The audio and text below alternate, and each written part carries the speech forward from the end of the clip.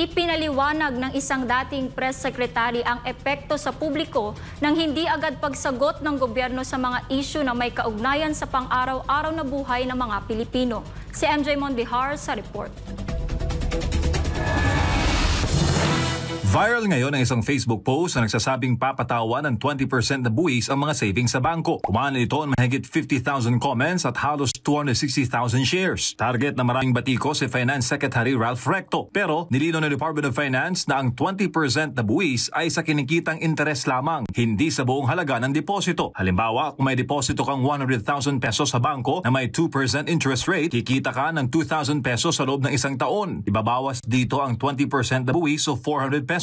Kaya ang net interest ay magiging 1,600 pesos na lamang. Pero ayon kay dating Press Secretary Trixie Cruz Angeles, kulang pa rin ang paliwanag ng gobyerno. Ang ginawa lang nila is standardize nila para lahat, kahit yung mga long-term na deposits o yung matagal yung maturity date, ay 20% lahat yan. It's still an increase in taxes.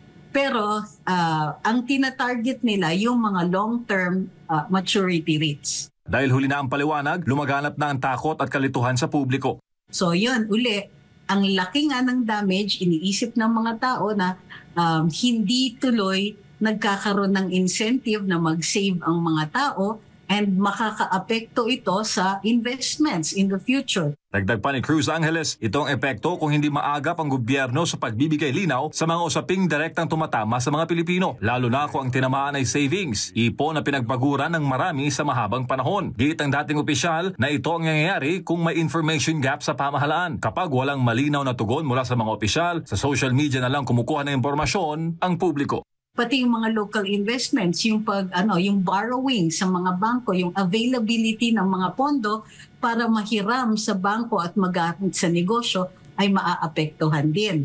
So pinabayaan nila ito ng ilang araw. So ito, galit na yung mga tao. Ngayon lang lumalabas sa balita na the taxation is on the interest earned at standardization lang siya, walang dagdag. Para sa Diyos sa Pilipinas kong mahal, MJ Mondihar, SMNI News.